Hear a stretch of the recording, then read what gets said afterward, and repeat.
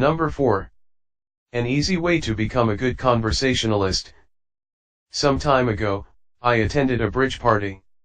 I don't play bridge, and there was a woman there who didn't play bridge either. She had discovered that I had once been Lowell Thomas's manager before he went on the radio, and that I had traveled in Europe a great deal while helping him prepare the illustrated travel talks he was then delivering. So she said, "Oh, Mr. Carnegie, I do want you to tell me about all the wonderful places you have visited and the sights you have seen." As we sat down on the sofa, she remarked that she and her husband had recently returned from a trip to Africa. Africa? I exclaimed. How interesting.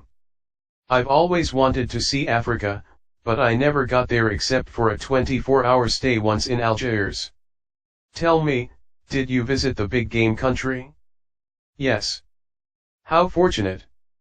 I envy you. Do tell me about Africa. That kept her talking for 45 minutes. She never again asked me where I had been or what I had seen. She didn't want to hear me talk about my travels. All she wanted was an interested listener, so she could expand her ego and tell about where she had been. Was she unusual? No. Many people are like that.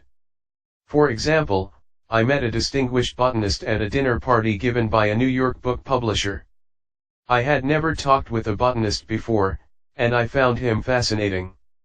I literally sat on the edge of my chair and listened while he spoke of exotic plants and experiments in developing new forms of plant life and indoor gardens, and even told me astonishing facts about the humble potato. I had a small indoor garden of my own, and he was good enough to tell me how to solve some of my problems. As I said, we were at a dinner party. There must have been a dozen other guests, but I violated all the canons of courtesy, ignored everyone else, and talked for hours to the botanist. Midnight came, I said good night to everyone and departed. The botanist then turned to our host and paid me several flattering compliments. I was most stimulating. I was this and I was that, and he ended by saying I was a most interesting conversationalist. An interesting conversationalist? Why, I had said hardly anything at all. I couldn't have said anything if I had wanted to without changing the subject, for I didn't know any more about botany than I knew about the anatomy of a penguin. But I had done this, I had listened intently. I had listened because I was genuinely interested. And he felt it. Naturally that pleased him. That kind of listening is one of the highest compliments we can pay anyone. Few human beings, wrote Jack Woodford in Strangers in Love, few human beings are proof against the implied flattery of rapt attention. I went even further than giving him rapt attention. I was hearty in my approbation and lavish in my praise. I told him that I had been immensely entertained and instructed, and I had. I told him I wished I had his knowledge, and I did. I told him that I should love to wander the fields with him, and I have. I told him I must see him again, and I did. And so I had him thinking of me as a good conversationalist when, in reality, I had been merely a good listener and had encouraged him to talk. What is the secret, the mystery, of a successful business interview? Well, according to former Harvard President Charles W. Eliot, there is no mystery about successful business intercourse. Exclusive attention to the person who is speaking to you is very important. Nothing else is so flattering as that. Eliot himself was a past master of the art of listening. Henry James, one of America's first great novelists, recalled, Dr. Eliot's listening was not mere silence, but a form of activity. Sitting very erect on the end of his spine with hands joined in his lap, making no movement except that he revolved his thumbs around each other faster or slower, he faced his interlocutor and seemed to be hearing with his eyes as well as his ears. He listened with his mind and attentively considered what you had to say while you said it. At the end of an interview, the person who had talked to him felt that he had had his say.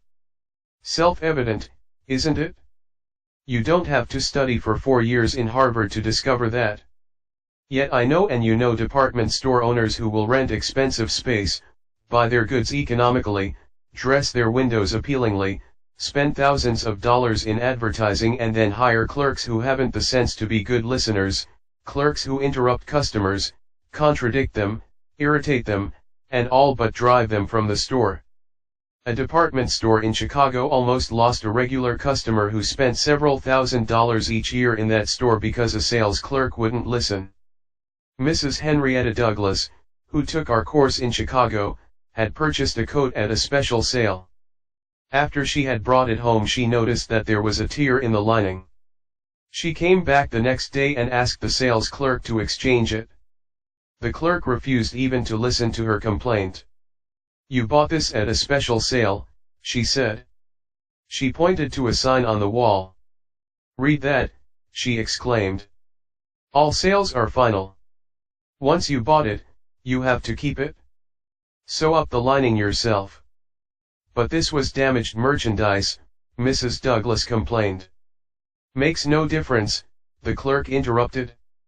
"Final's final." Mrs. Douglas was about to walk out indignantly, swearing never to return to that store ever, when she was greeted by the department manager, who knew her from her many years of patronage. Mrs. Douglas told her what had happened.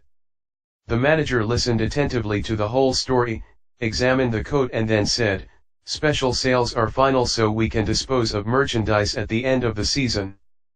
But this no-return policy does not apply to damaged goods.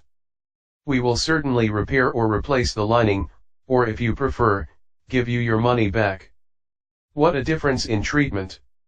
If that manager had not come along and listened to the customer, a long-term patron of that store could have been lost forever. Listening is just as important in one's home life as in the world of business.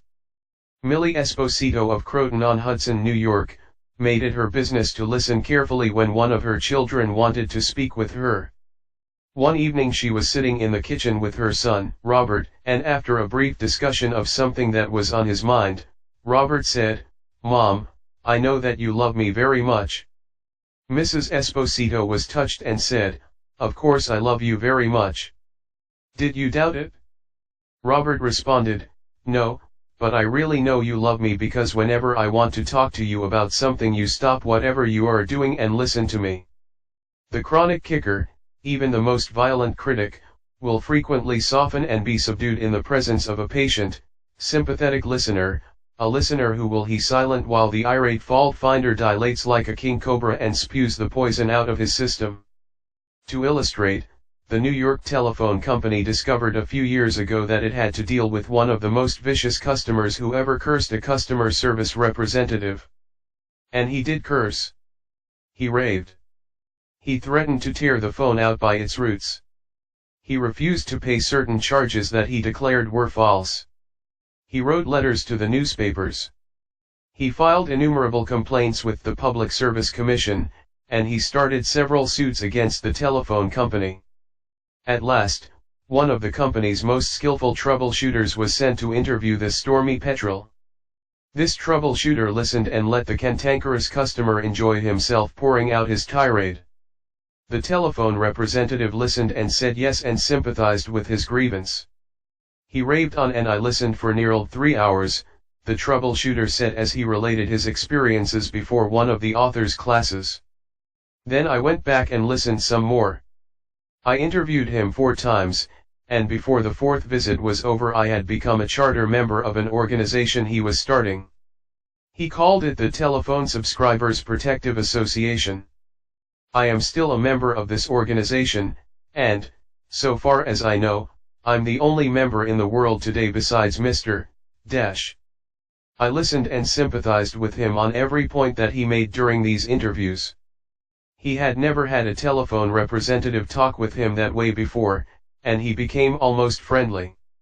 The point on which I went to see him was not even mentioned on the first visit, nor was it mentioned on the second or third, but upon the 4th interview, I closed the case completely. He paid all his bills in full, and for the first time in the history of his difficulties with the telephone company he voluntarily withdrew his complaints from the Public Service Commission. Doubtless Mr. had considered himself a holy crusader, defending the public rights against callous exploitation. But in reality, what he had really wanted was a feeling of importance. He got this feeling of importance at first by kicking and complaining. But as soon as he got his feeling of importance from a representative of the company, his imagined grievances vanished into thin air.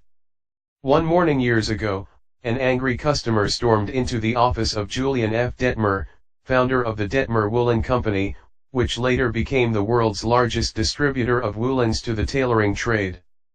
"This man owed us a small sum of money," Mr. Detmer explained to me. The customer denied it, but we knew he was wrong. So our credit department had insisted that he pay. After getting a number of letters from our credit department, he packed his grip, made a trip to Chicago, and hurried into my office to inform me not only that he was not going to pay that bill, but that he was never going to buy another dollar's worth of goods from the Detmer Woolen Company. I listened patiently to all he had to say. I was tempted to interrupt, but I realized that would be bad policy, so I let him talk himself out. When he finally simmered down and got in a receptive mood, I said quietly, "I want to thank you for coming to Chicago to tell me about this. You have done me a great favor, for if our credit department has annoyed you, it may annoy other good customers, and that would be just too bad. Believe me, I am far more eager to hear this than you are to tell it." That was the last thing in the world he expected me to say. I think he was a trifle disappointed, because he had come to Chicago to tell me a thing or two, but here I was thanking him instead of scrapping with him. I assured him we would wipe the charge off the books and forget it, because he was a very careful man with only one account to look after, while our clerks had to look after thousands. Therefore, he was less likely to be wrong than we were. I told him that I understood exactly how he felt and that, if I were in his shoes, I should undoubtedly feel precisely as he did. Since he wasn't going to buy from us anymore, I recommended some other woolen houses. In the past, we had usually lunched together when he came to Chicago, so I invited him to have lunch with me this day. He accepted reluctantly, but when we came back to the office he placed a larger order than ever before.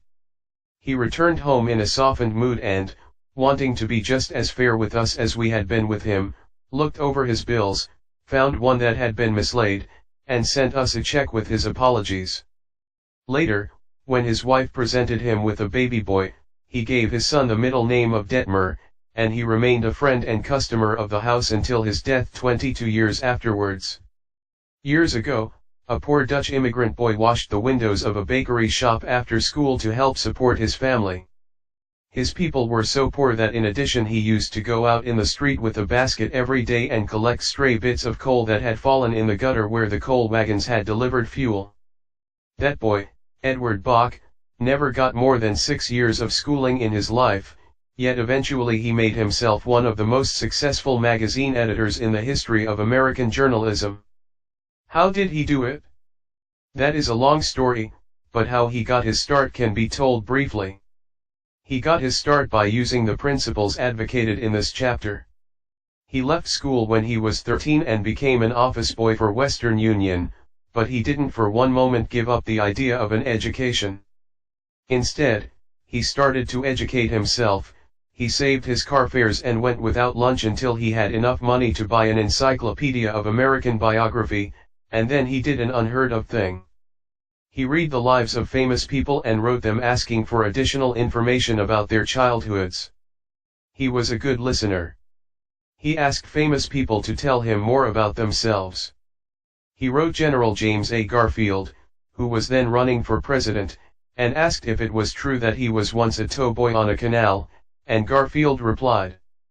He wrote General Grant asking about a certain battle, and Grant drew a map for him and invited this 14-year-old boy to dinner and spent the evening talking to him. Soon our Western Union messenger boy was corresponding with many of the most famous people in the nation: Ralph Waldo Emerson, Oliver Wendell Holmes, Longfellow, Mrs. Abraham Lincoln, Louisa May Alcott, General Sherman, and Jefferson Davis. Not only did he correspond with these distinguished people, but as soon as he got a vacation, he visited many of them as a welcome guest in their homes. This experience imbued him with a confidence that was invaluable. These men and women fired him with a vision and ambition that shaped his life. And all this, let me repeat, was made possible solely by the application of the principles we are discussing here. Isaac F. Marcosson, a journalist who interviewed hundreds of celebrities, declared that many people fail to make a favorable impression because they don't listen attentively. They have been so much concerned with what they are going to say next that they do not keep their ears open. Very important people have told me that they prefer good listeners to good talkers, but the ability to listen seems rarer than almost any other good trait. And not only important personages crave a good listener, but ordinary folk do too. As the Reader's Digest once said, many persons call a doctor when all they want is an audience. During the darkest hours of the Civil War, Lincoln wrote to an old friend in Springfield, Illinois, asking him to come to Washington. Lincoln said he had some problems he wanted to discuss with him. The old neighbor called at the White House, and Lincoln talked to him for hours about the advisability of issuing a proclamation freeing the slaves. Lincoln went over all the arguments for and against such a move, and then read letters and newspaper articles, some denouncing him for not freeing the slaves and others denouncing him for fear he was going to free them. After talking for hours, Lincoln shook hands with his old neighbor, said good night, and sent him back to Illinois without even asking for his opinion. Lincoln had done all the talking himself. That seemed to clarify his mind. He seemed to feel easier after that talk, the old friend said. Lincoln hadn't wanted advice, he had wanted merely a friendly, sympathetic listener to whom he could unburden himself. That's what we all want when we are in trouble. That is frequently all the irritated customer wants, and the dissatisfied employee or the hurt friend. One of the great listeners of modern times was Sigmund Freud. A man who met Freud described his manner of listening. It struck me so forcibly that I shall never forget him. He had qualities which I had never seen in any other man. Never had I seen such concentrated attention. There was none of that piercing soul-penetrating gaze business. His eyes were mild and genial. His voice was low and kind. His gestures were few.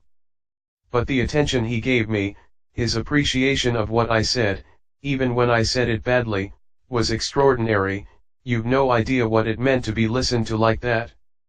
If you want to know how to make people shun you and laugh at you behind your back and even despise you, here is the recipe: never listen to anyone for long. Talk incessantly about yourself. If you have an idea while the other person is talking, don't wait for him or her to finish, bust right in and interrupt in the middle of a sentence. Do you know people like that? I do, unfortunately, and the astonishing part of it is that some of them are prominent bores. That is all they are, bores intoxicated with their own egos, drunk with the sense of their own importance. People who talk only of themselves think only of themselves. And those people who think only of themselves, Dr. Nicholas Murray Butler, longtime president of Columbia University, said, are hopelessly uneducated. They are not educated, said Dr. Butler, no matter how instructed they may be.